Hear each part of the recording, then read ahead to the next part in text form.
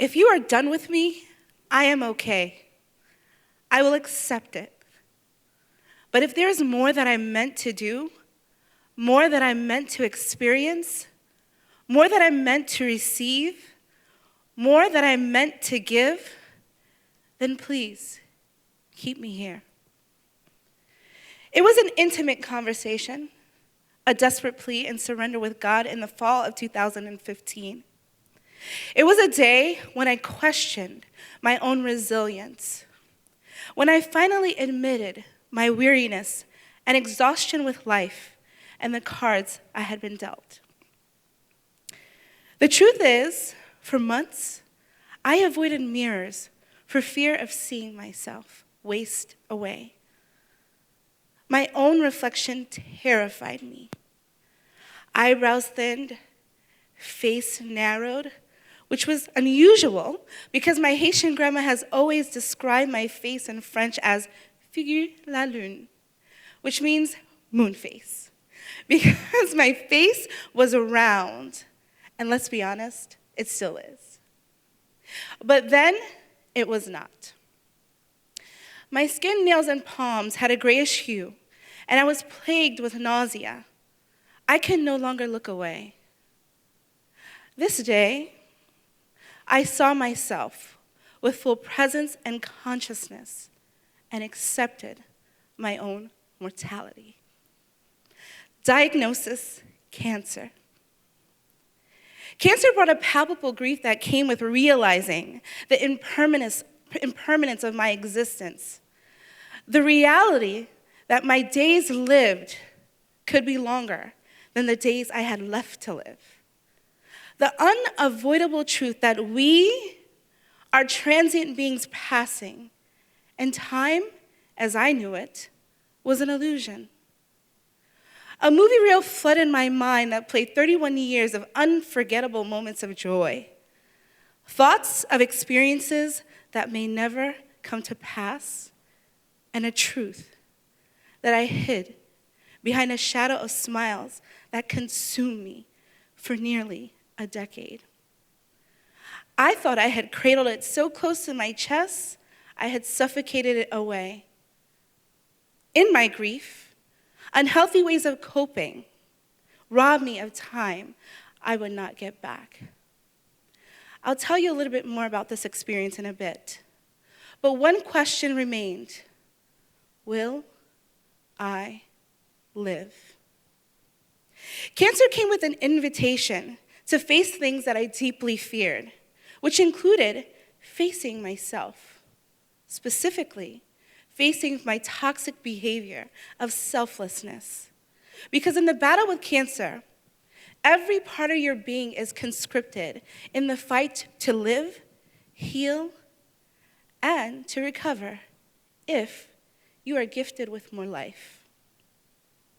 In order to transform, I had to snip the thread that tightly stitched the garment of selflessness that I had so beautifully cloaked over my need to be fully seen, heard, and to grieve. Selflessness was a bondage that I had to tear down in exchange for freedom, a freedom detached from the outcome of my diagnosis and anything that I had falsely tied to my identity. For once, I gave myself permission to unravel and fray with compassion and empathy. It seemed the only way to purposefully walk in what could potentially be the final days of my life. As you can imagine, I was overcome with waves of emotions until a wave of calm washed over me. An inner knowing brought assurance and conviction that offered me hope that I would live to have an impact, to manifest to my highest potential, and flourish in it.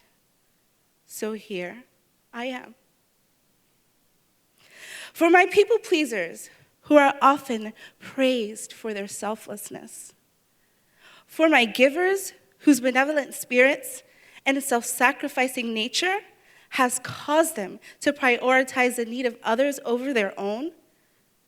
For those who carry full cups with empty bellies, who carry the light while standing in the dark, for those who mask their sadness and truth, dancing the charade of resilience, aren't you tired?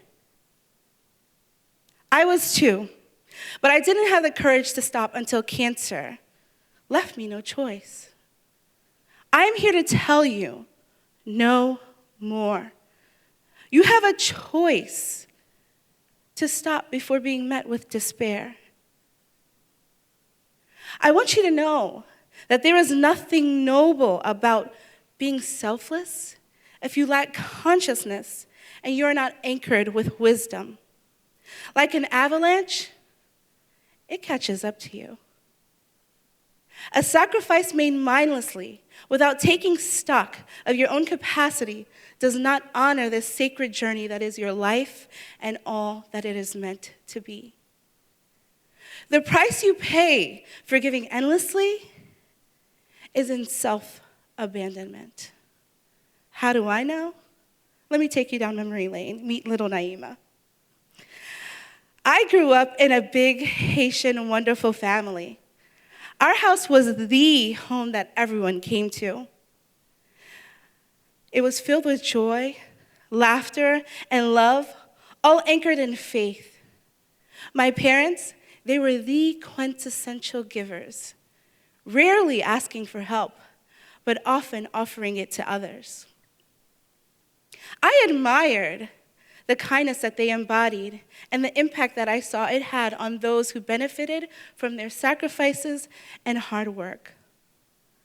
Along with my own temperament of perfectionism and pleasing, I adopted what I saw modeled at home. I made friends easily, and it served me so well that I was voted best personality in high school. This picture is so cringe. By the time I was 23, I had done everything that I was supposed to do. I finished university, check. I had a good job, check. I had a place of my own, check, that I could barely afford. And to top it off, I found the man of my dreams, the love of my life, and married him.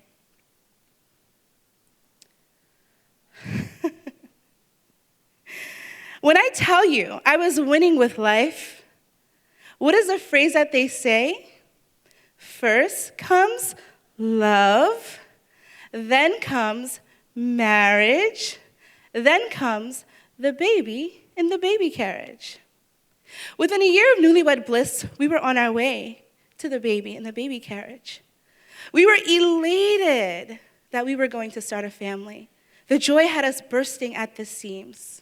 Our first sonogram appointment came quickly, and we could not wait to see our bundle of joy.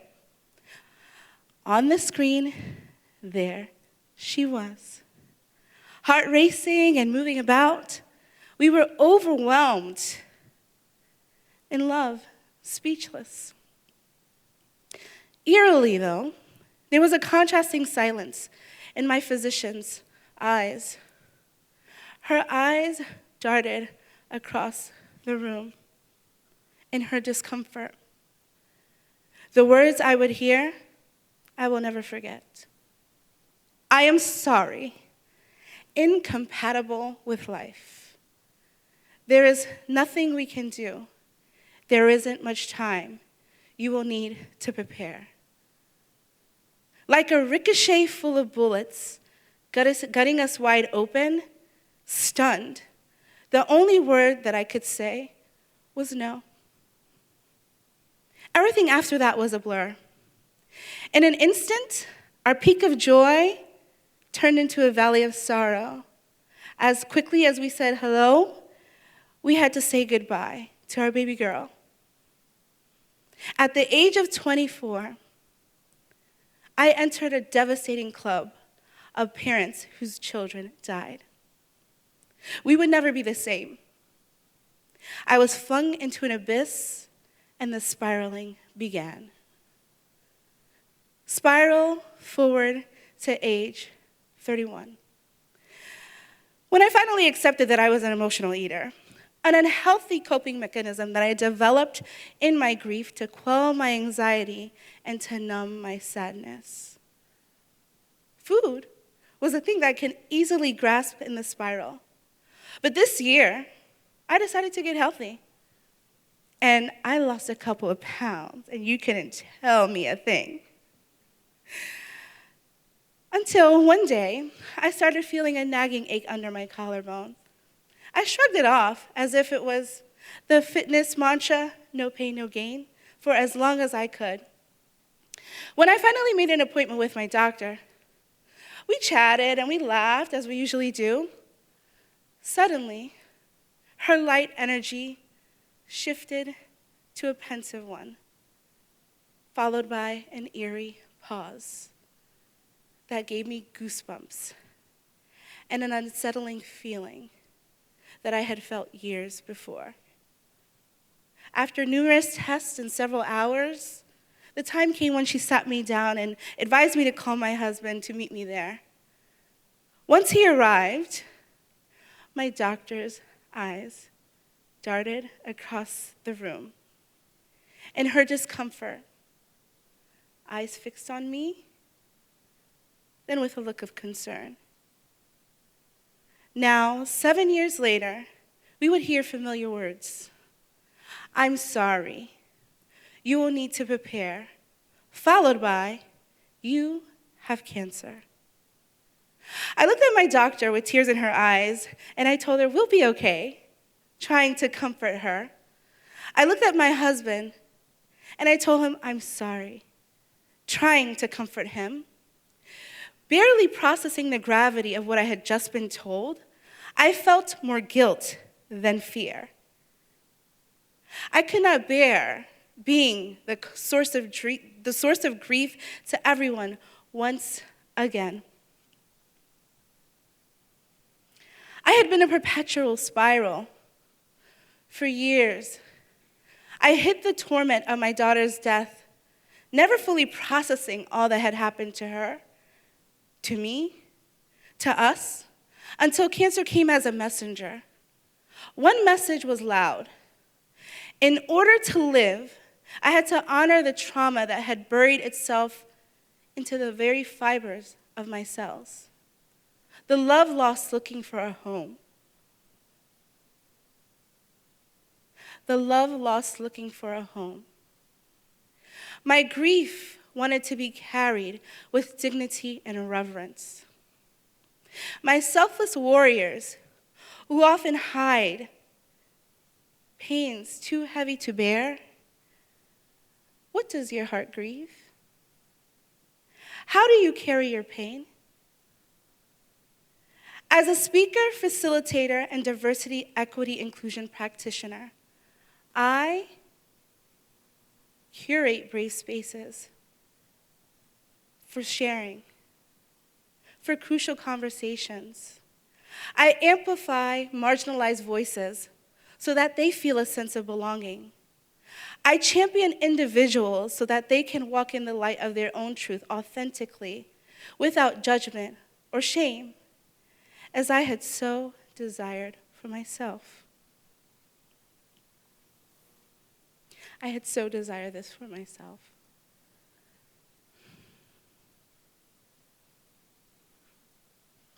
Today, I amplify the voices of any of you who effortlessly show up for others at the expense of yourselves.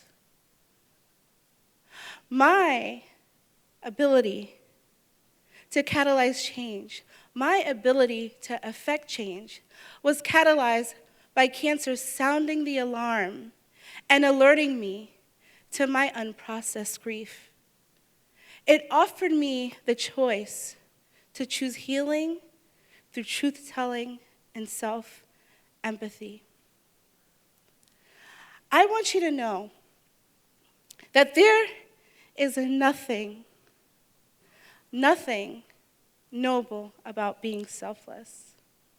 There is nothing noble about being selfless.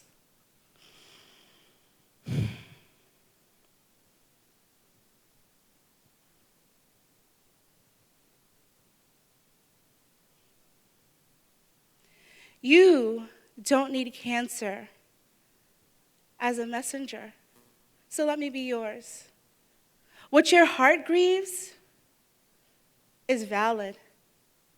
And what you long for in your living, beyond your losses, is also valid.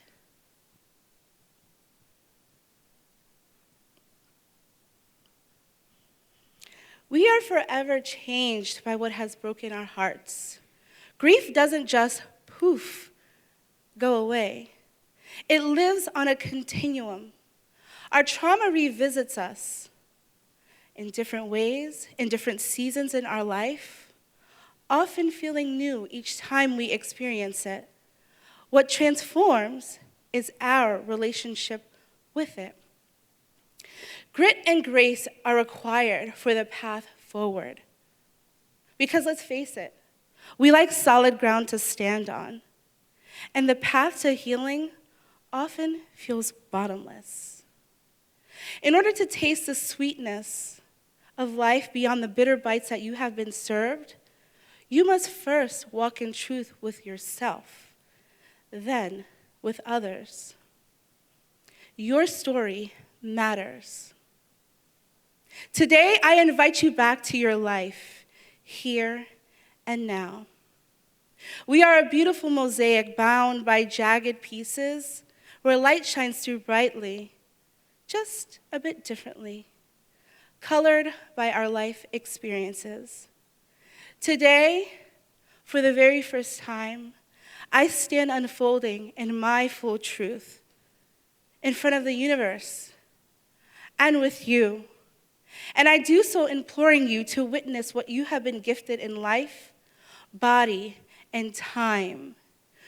Bravely look into the experiences and find meaning to what has shaped the masterpiece that is you. It is then that you will see the light illuminating your path forward towards healing, transformation, and wholeness, all while gaining the courage to live boldly in the imperfection of it all. Thank you.